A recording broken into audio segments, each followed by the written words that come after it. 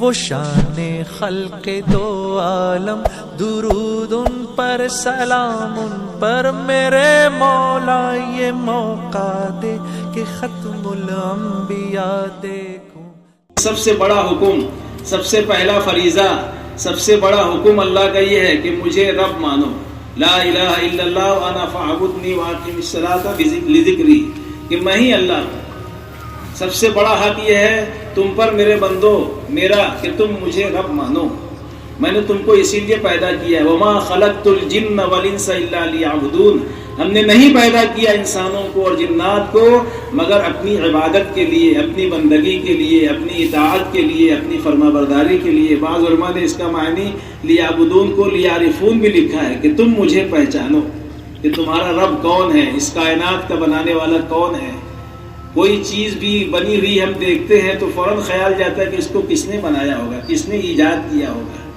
Mobile پہ نظر گئی نیا نیا تو کس نے بنایا، ٹیلی فون کس نے بنایا، ایروپلین کس نے بنایا، ریلوے انجن کس نے بنایا، خیال جاتا ہے نا، تاج محل کس نے بنایا، پھر پوچھتے ہیں بولے شاہ جہاں نے بنایا، اس کا آرکیٹیکٹ کون تھا، بولے عیسیٰ شیرازی تھا، اس کا اسٹیمیٹ کیا تھا، بولے 9 کروڑ روپیہ لگا اس میں۔ کتنا لگا، کتنے سال میں بنا، تو 22 سال میں بنا۔ کتنے سال میں، ہر چیز معلوم کرتے نا۔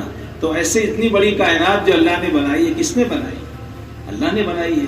تو سب سے پہلی کامیابی کی طرف پیش رفت کے لیے اگر ہم چاہتے ہیں کہ وہ والا دین جس پہ اللہ نے کامیابی رکھی، تو اس کا فاؤنڈیشن، اس کی بنیاد، اس کا دروازہ، اس کا انٹرنس یہ ہے کہ تم اس بات کو پہلے تسلیم کرو، لا الہ الا اللہ محمد الرسول اللہ، نہیں ہے کوئی معبود جس کے سامنے اپنا سر جھکایا جائے، اپنی پیشانی ٹیکی جائے سوائے اللہ کے، اللہ کے سوا کوئی معبود نہیں۔ اور الحمدللہ یہاں تک تو ساری کائنات کے لوگ مانتے ہیں، ہمارے برادران وطن بھی اس کو مانتے ہیں کہ پرماتما ایشور ایک ہی ہے جو اوپر ہے، باقی یہ کوئی اولاد دینے والا ہے، کوئی بارش برسانے والا ہے، یعنی اللہ کے ساتھ وہ کسی کو شریک کر لیتے ہیں۔ یہاں ہمارا راستہ ان سے الگ ہو جاتا ہے۔ اسی طرح اہل کتاب بھی اللہ کو مانتے ہیں، ان کے ڈالر پر لکھا ہوا ہے، کل ہی میں نے دیکھا 100 کا ڈالر، اس پہ لکھا ہوا تھا ان گاڈ وی ٹرسٹ۔ اس کا ترجمہ یہ ہے کہ ہم خدا پر یقین رکھتے ہیں، مگر اللہ کے ساتھ عیسیٰ علیہ السلام کو، جبرائیل علیہ السلام کو، عزیر علیہ السلام کو اللہ کی خدائی میں شریک کرتے ہیں۔ بس یہاں سے ان کا ہمارا راستہ الگ ہو جاتا ہے، ورنہ وہ بھی کہتے ہیں God made the pretty colour, God made the mountain, God made the mankind, God made the everything, سب اللہ نے بنایا ہے، وہ بھی کہتے ہیں۔ اور ہمارے برادران وطن کے اندر بھی مراٹھی میں پہلا پارٹ ہوتا ہے، پہلا سبق ایشور، اس میں لکھا ہے ایشوراچی شکتی فار موٹی आहे, ती किती मोठी आहे या आपला सांगता येणार नाही. सर्व वस्तु उत्पन्न केली है ना. سب سے بڑی طاقت پرماتما کی ہے, ایشور کی ہے. کتنی بڑی طاقت کا مالک ہے ہم اس کو نہیں بیان کر سکتے. سب چیزیں اس نے پیدا کی ہے, یہ ہمارے برادران وطن بھی مانتے ہیں. اور ہم بھی اردو میں جب پہلا سبق پڑھتے ہیں اس کا نام ہوتا ہے حمد, یعنی اللہ کی تعریف. اس میں پہلا مصرع یہ لکھا ہے, تعریف اس خدا کی جس نے سارا جہاں بنایا, تعریف اس خدا کی جس نے سارا جہاں بنایا, کیسی زمین بنائی کیا آسماں بنایا. تو سب اللہ کو مانتے ہیں, لیکن فرق یہ ہے کہ ہم اللہ کو بلا شرکت گہرے مانتے ہیں, یعنی اللہ کے ساتھ ہم کسی کو شریک نہیں کرتے. تو اللہ کی طرف سے پہلا مطالبہ بندوں سے, انسانوں سے یہ ہے, اے میرے بندو تم اپنے پیدا کرنے والے کو پہچانو. تمہارا رب کون ہے؟ سورج ہے کہ چاند ہے کہ زمین ہے کہ پتھر ہے؟ نہیں, تم اس کو غور کرو. خود ساختہ چیزوں کو تم نے اپنے ہاتھوں سے جسے معبود بنا رکھا ہے, وہ تمہارا رب کیسے ہو سکتا ہے؟ ابراہیم علیہ السلام کا سارا قصہ قرآن نے بیان کیا. بولے یہ چاند میرا رب ہو سکتا ہے, وہ غروب ہو گیا. ستارے میرے رب ہو سکتے ہیں, وہ بھی غروب ہو گئے. بولے جو غروب ہو جائے وہ خدا کیسے ہو سکتا ہے؟ کہ سورج کو دیکھا, بولے سب سے بڑا خدا ہے, یہ ہو سکتا ہے میرا خدا جس کے سامنے میں سجدہ ریز ہو جاؤں, عبادت کروں. جب وہ بھی غروب ہو گیا تو پھر کہا کہ انی وجہت وجہی للذی فطر السماوات والارض حنیفا وما انا من المشرکین, ہے نا, کہ میں نے اپنا رخ سب سے موڑ کر ایک اللہ کی طرف کیا, اور میں نہیں ہوں مشرکین میں سے, اللہ کے ساتھ کسی کو شریک کرنے والے. اللہ کے نبی سے بھی پوچھا گیا کہ اللہ کا شجرہ کیا ہے, نسب نامہ کیا ہے. جیسے ہوتا ہے نا, ابا کا نام کیا ہے, دادا کا نام کیا, پر دادا کا, اس کو شجرہ بولتے ہیں نا, نسب نامہ. تو پوچھا اہل مکہ نے اللہ کا شجرہ کیا ہے, تو آپ صلی اللہ علیہ وسلم پر وحی آئی, سورہ اخلاص کی صورت نازل ہوئی, اور کہا اللہ تعالیٰ نے کہ نبی جی کہہ دیجئے ان سے میرے بارے میں جو پوچھتے ہیں, قل هو اللہ احد, وہ اللہ جس کے بارے میں تم پوچھ رہے ہیں, احد, اکیلا ہے، صمد ہے، بے نیاز ہے، وہ پاک ہے ان سب چیزوں سے، اس کی کوئی اولاد ہے نہ وہ کسی کی اولاد ہے، نہ اس کا کوئی مثل ہے نہ کوئی اس کا ہمسر ہے۔ سورہ اخلاص نازل ہے، اول اللہ آخر اللہ، اس کے پڑھنے کی بڑی فضیلت ہے۔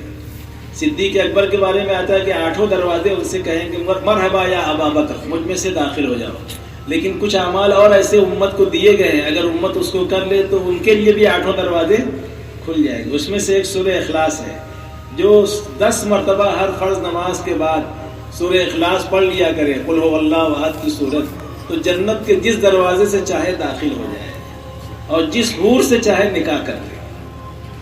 بولو آسان ہے نا؟ اور ایک وہ آدمی 8 دروازے سے داخل ہو سکتا ہے جو کسی ایسے آدمی کا جو غریب ہے، محنت مزدوری بھی کرتا ہے، لیکن اہل و عیال کا بوجھ زیادہ ہے، قرض میں دبا ہوا ہے، کسی سے کہتا بھی نہیں ہے، بھیک بھی نہیں مانگتا، ہاتھ بھی نہیں پھیلاتا، اور کسی کو اس کے حال کی خبر بھی نہیں ہونے دیتا، لیکن اپنے کو پتہ چل جائے کہ یہ آدمی ایسا ہے تو اس کو ایسی طریقے سے اس کے قرض کو ادا کر دے کہ سوائے اس کے جس کا قرضہ ہے اور جو ادا کر رہا ہے، یہ 2 کے علاوہ کسی اور کو خبر نہ ہو مخلوق میں سے، اللہ کو تو ہو ہی جائے گی، اللہ تو اللہ ہے تیسرا، لیکن کسی تیسری مخلوق کو خبر نہ ہو سوائے اللہ کے اور اس دینے والے کے اور جس کی طرف سے ادا کر رہا ہے، تو اس آدمی کے لیے بھی یہ خوشخبری ہے کہ 8 دروازے میں سے جس دروازے سے چاہے داخل ہو جائے۔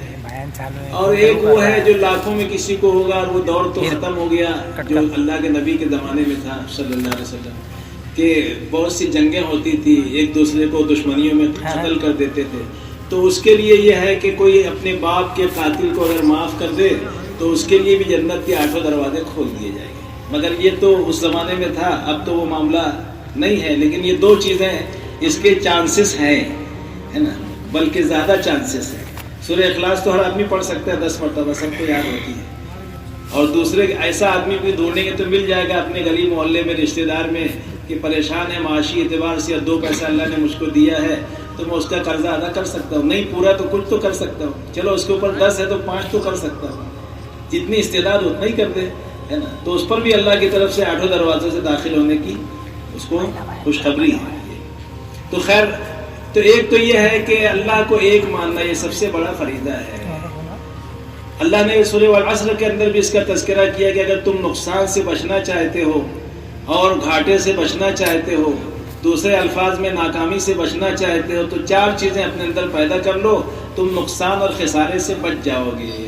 اور قسم کھا کے کہا اللہ نے، قسم ہے زمانے کی، قسم ہے عصر کے وقت کی، بلا شبہ بے شک سارے انسان، چاہے پی ایم ہو، سی ایم ہو، ڈاکٹر ہو، انجینئر ہو، مالدار ہو، حاکم ہو، محکوم ہو، شہری ہو، دیہاتی ہو، مرد ہو، عورتیں ہو، کوئی بھی ہو، سب فیل ہے، سب ناکام ہے، مگر وہ لوگ جو ایمان لائے۔ تو پہلی شرط سکسس کی، دونوں جہاں میں کامیابیوں کو حاصل کرنے کی، ایمان ہے کہ ہم اللہ کے ساتھ کسی کو شریک نہ کریں، اللہ ہی میرا معبود ہے، رب ہے، اور اسی کی عبادت کرے، اور حضرت محمد صلی اللہ علیہ وسلم اللہ کے نبی ہیں، آخری نبی ہیں، سیل آف دا پروفٹس ہیں، نبوت کے سلسلے کی آخری کڑی ہے۔ اب کوئی نبی دنیا میں تشریف نہیں لائیں گے، قیامت تک کے لیے آپ کی نبوت چلے گی، پیمانہ قیامت تک کا ہے، زمانہ قیامت تک کا، اور پیمانہ مشرق اور مغرب، سارے عالم کے لیے آپ نبی رحمت ہیں، وما ارسلناک الا رحمۃ للعالمین۔ تو پہلی شرط کامیاب ہونے کے لیے اپنے دلوں کے اندر یہ بات اتارنی ہے کہ اللہ کے سوا کوئی معبود نہیں ہے، اور حضرت محمد صلی اللہ علیہ وسلم اللہ کے رسول ہیں۔ اب اس میں 4 چیزیں ہیں۔ اللہ کی بڑائی کو خوب کہنا ہے کہ اللہ بڑے ہیں۔ کیسے بڑے ہیں؟ اس کی مخلوق پہ غور کرو، جب مخلوق اتنی بڑی ہے تو بنانے والا کتنا بڑا ہوگا۔ جبرائیل کتنا بڑا فرشتہ ہے کہ اصلی حیت میں آ جائے تو تحت الثری میں پیر ہوگا اور عرش معلی سے ان کا سر جا کے ٹک جائے گا، اتنا بڑا فرشتہ ہے۔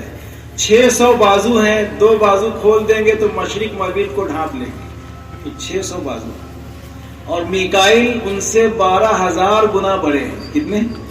جبرائیل سے بھی 12,000 گنا۔ سارے سمندر کا پانی ان کے سر پر ڈوکے پہ رکھ دیا جائے تو ایک قطرہ بھی بہہ کر کان تک نہیں آئے گا، اتنا بڑا فرشتہ ہے۔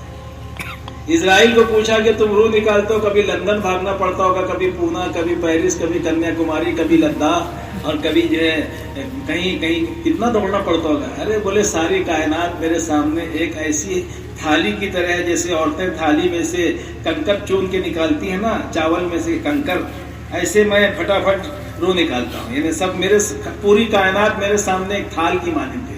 تو کتنا بڑا فرشتہ ہوگا. جیسے چاند پر جو لوگ گئے تھے 3 انسان، آرمسٹرانگ اور 3 1969 میں گئے تھے، یہ بھی 69 ہے نا، وہی 69 میں. تو وہاں سے زمین چیندو کے جیسے دکھے، چینڈو چھوٹا سا گیند دکھ رہی تھی چاند پہ سے. اذان کی آواز وہاں بھی سنی ان لوگوں نے، ہے نا. تو اتنی چھوٹی دکھ رہی تھی کائنات. تو ایسے اتنا بڑا فرشتہ ہے. ایک مرتبہ موسیٰ علیہ السلام نے فرمایا کہ اللہ پاک یہ زمین آسمان اگر تیرے نافرمان ہوئے تو کیا کرے گا؟ بولے ایک جانور کو مسلط کر دوں گا جو ان کو لقمہ بنا لے گا. لقمہ بنا لے گا تو کتنا بڑا جانور ہوگا وہ. بولے وہ کہاں ہے؟ بولے میری چراگاہوں میں سے ایک چراگاہ میں وہ چر رہا ہے ایک چراگاہ. تو کتنی چراگاہیں ہوں گی، کتنے جانور ہوں گے.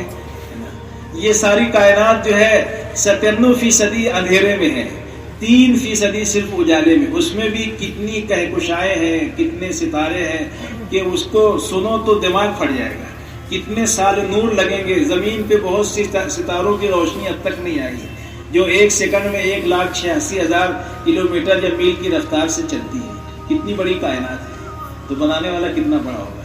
عرش جس پر ہے، جو سمندر ہے جس پر عرش ہے اللہ کا، وہ سمندر کی ایک لہر اتنی بڑی اٹھتی ہے کہ اگر وہ ایک لہر جو ہے وہ اگر اللہ اس کو حکم دے دے تو 7 زمین آسمان کو ایک موج اپنے اندر لے لے گی. ایک موج، اتنی بڑی موج اٹھتی ہے. جب مخلوق اتنی بڑی تو خالق کتنا بڑا. تو اللہ کی بڑائی، اللہ کی قدرت، اللہ کی وحدانیت، اس کو خوب کہنا ہے. یہ 4 چیزیں ایمان کے بڑھانے کے لیے. ایک تو اللہ کی بڑائی، اللہ کی وحدانیت، اللہ کی قدرت. دوسرے انبیاء کرام کے واقعات، اس کو سننا اور سنانا ہے. تیسرے صحابہ کرام کے واقعات. اور چوتھے وہ حدیثیں جس میں یعنی ایمان کی علامتیں بیان کی گئی. جیسے ابھی میں نے حارث ابن مالک کی بات عرض کی تو انہوں نے علامت کے طور پہ بتایا کہ میں دن میں پیاسا رہتا ہوں، راتوں کو جاگتا ہوں، اور قیامت کا منظر اور جنت اور جہنم کا منظر میرے سامنے رہتا ہے، اور میں نے دنیا سے اپنا رخ آخرت کی طرف موڑ دیا ہے، دنیا سے بے رغبتی اختیار کر لی ہے. تو یہ ایمان کی علامتیں بیان کی گئی. اگر یہ میرے اندر ہے تو سمجھو میرے اندر بھی ایمان کی کیفیت موجود ہے.